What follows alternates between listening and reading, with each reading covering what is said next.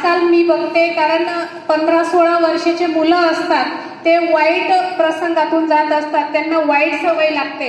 याचं कारण म्हणजे पहिलं तर आपले आई वडील म्हणजे हे चालतं बोलतं विद्यापीठ असतं, कारण आई वडिलांचं काम असतं त्यांना योग्य मार्गदर्शन करणं।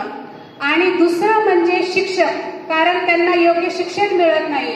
आणि तिसरं म्हणजे समाज, कारण समाजामध्ये अशी व्यसन करत असेल तर एखादा मोठा व्यक्ती, आता समजा एखाद्या मुलाने तंबाखू घेतली हातात आणि समोर कोणी मोठा व्यक्ती येतोय, तर त्या मुलाची अशी अवस्था व्हायची, तो हातातून पटकन तंबाखू किंवा काहीतरी खाली फेकायचा, हात झटकायचा आणि सभ्यपणे मागे हात व्यक्तीच त्या मुलाला म्हणतो, काही आहे का, काही व्यवस्था आहे का? म्हणून हे सगळं जे चाललंय समाजामध्ये, याचा जबाबदारपणा म्हणजे समाजच आहे, याची जबाबदारी समाजाची आहे। जो वर्ण आहे, जो शूद्र वर्ण आहे, शूद्र म्हणजे या देशातला 52% ओबीसी समाज। ओबीसी समाज आपण ज्याला म्हणतो, जो तेली माळी कोळी हडगर धनगर राळी साळी कैकाडी, हे जे महाराष्ट्रातल्या 272 जाती आणि या पूर्ण भारतातल्या 4747 जाती या शूद्रामध्ये मोडतात। आणि शूद्रांना कुठल्याच प्रकारचा अधिकार या हिंदू धर्माने दिलेला नाही। शूद्रांनी शिक्षण घेऊ नये, शूद्रांनी वस्त्र परिधान करू नये, शूद्रांनी उपदेश देऊ नये, अशा अनेक प्रकारच्या अटी या हिंदू धर्माने आपल्या शूद्र समाजावर लादल्या। त्यानंतर 5वा जो वर्ण आहे तो अतिशूद्र, ज्या अतिशूद्राचा जन्म हिंदू धर्माप्रमाणे हिंदू धर्म म्हणतो की या अतिशूद्रांचा जन्म हे ब्रह्माच्या पायातून झालेला आहे आणि शूद्रांचा जन्म हे कमरेतून झालेला आहे। म्हणून आम्ही मोडतो अतिशूद्रामध्ये।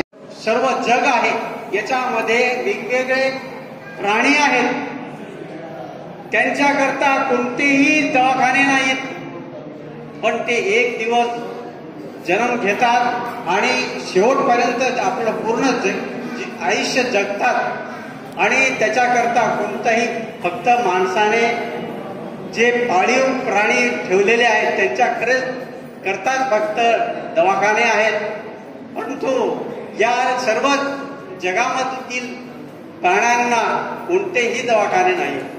ईश्वरानं जे दिलेलं आहे त्याचं ते सदुपयोग करतात। जे काय खायचं आहे ते त्यांना माहीत आहे आणि तेच खातात पितात।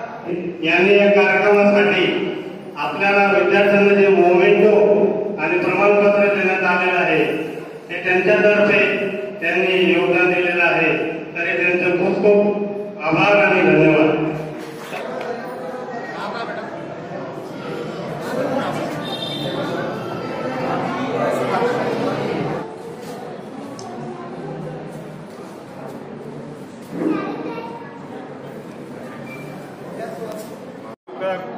जातोडे संत गुरु रविदास सेवा संघाचा संयोजक या नात्याने मी आज गुणवंत गौरव समारंभ आयोजित केलेला होता।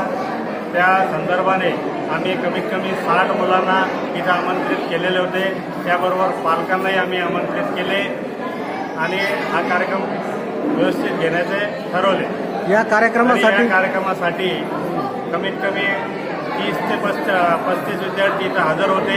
त्यांचा आम्ही वही, रजिस्टर, पेन, पुष्पगुच्छ व ट्रॉफी देऊन सेवा सत्कार केलेला आहे। तरी माझे सर्व सहकारी यांनी या कार्यक्रमासाठी खूप मेहनत घेतलेली आहे आणि हा कार्यक्रम आम्ही यशस्वी करण्याचा प्रयत्न केलेला आहे। तरी धन्यवाद। मधुकर धोंडीबा जातोडे। कार्यक्रमासाठी प्रमुख पाहुणे कोण होते आणि हा कार्यक्रम किती वर्षापासून सुरू आहे? हा कार्यक्रम आम्ही जवळपास 2 वर्षापासून सुरुवात केलेली आहे या संदर्भामध्ये। आणि या कार्यक्रमाचे एक अध्यक्ष आम्ही या कार्यक्रमासाठी समाजातील ज्येष्ठ कार्यकर्ते श्री नारायणजी बनसवाल यांना आयोजित केलेले होते।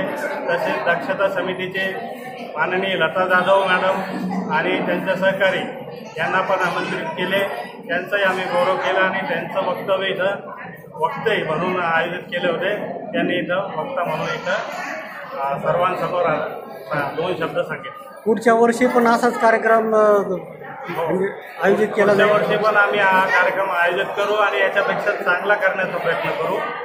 धन्यवाद. आजचा हा कार्यक्रम संत गुरु रविदास सेवा संघातर्फे आयोजित करण्यात आला आणि या कार्यक्रमामध्ये सर्व जिल्ह्यातील शहरातील समाज बांधव आणि जे विद्यार्थी 10वी आणि 12वीमध्ये उत्तीर्ण झाले अशा विद्यार्थ्यांचं या ठिकाणी सत्कार करण्यात आला आणि आज या कार्यक्रमामध्ये एक प्रकारे विद्यार्थ्यांना मी हा संदेश दिला की शिक्षणाशिवाय पर्याय नाही. शिक्षण हे वाघिणीचं दूध आहे. जो प्राशर तो गुरुकुलाला लागेल आणि जो पण आपण शिकणार नाही तोपर्यंत आपण समाजाचे प्रश्न अडू शकत नाही आणि समाजाचा विकास तेव्हाच होईल जेव्हा तो समाज त्या समाजातील मुलं पालक हे शिक्षित होतील आणि जो शिकला त्याचा विकास झाल्याशिवाय राहत नाही. आणि शिक्षण म्हणजे एक प्रकारे अंधारातून उजेडाकडे नेणारा एक मार्ग आहे आणि हजारो वर्षापासून आपला हा समाज शिक्षण नसल्यामुळं शिक्षण नाकारल्यामुळं या व्यवस्थेने शिक्षण नाकारल्यामुळं हा मागास राहिला आणि आज हळूहळू का असो त्यांच्यामध्ये एक जागरूकता निर्माण होत आहे. शिक्षण घेतल्यामुळे समाज हा प्रत्येक स्तरावर आज विकास करत आहे. आर्थिक क्षेत्रामध्ये, सामाजिक क्षेत्रामध्ये, राजकीय क्षेत्रामध्ये आज समाजाचा काही प्रमाणात का नाही असो आज विकास होत आहे आणि माझं एवढंच म्हणणं असेल की पालकांना अशी माझी विनंती आहे की तुम्ही आपल्या मुलांना शिकवा, चांगल्या प्रकारे शिकवा, त्यांच्यावर संस्कार करा आणि चांगल्या उच्च शिक्षणाकडे त्यांना वळवा. त्यांना मेडिकल, इंजिनिअरिंग आणि पॉलिटेक्निक अशा विविध शिक्षण क्षेत्रामध्ये त्यांना आपण प्रोत्साहन दिलं पाहिजे. एवढंच मी या ठिकाणी सांगतो. प्रथम नमस्कार. जय रविदास, जय भीम. माझं नाव सौवर्ष संतोष मोरे, राहणार वजीरखेडा. सध्या मी औरंगाबादमध्ये राहते. मी एक शिक्षिका आहे. तर मी फक्त एवढं 2 शब्द सांगू इच्छिते की आमचा जो जन्मगार समाज आहे असाच पुढे जात राहो आणि अशाच प्रगती करत राहो.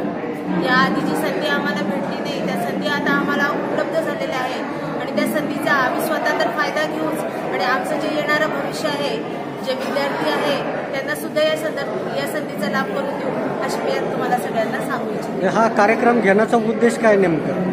हा कार्यक्रमाचा उद्देश असा आहे की आपला समाज जागृत व्हावा. जो झोपलेला समाज आहे तो आम्हाला जागृत करायचा आहे. सगळेजण खूप शिकलेले आहेत समाजात, असं नाही की शिकलेले नाही. भरपूर शिकलेले लोक आहेत, भरपूर लोक मोठ्या पोस्टवर पण काम करत आहे, पण ते अजून जागृत झालेले नाही. समाजाला मी हे सांगू इच्छिते की त्यांनी जागृत व्हावं आणि जे मागे आहेत त्यांनाही पुढे जावं. स्वतः तर पुढे गेलेले आहे पण जे लोक मागे आहेत त्यांनाही आपल्या सोबत घेऊन पुढे चलावं.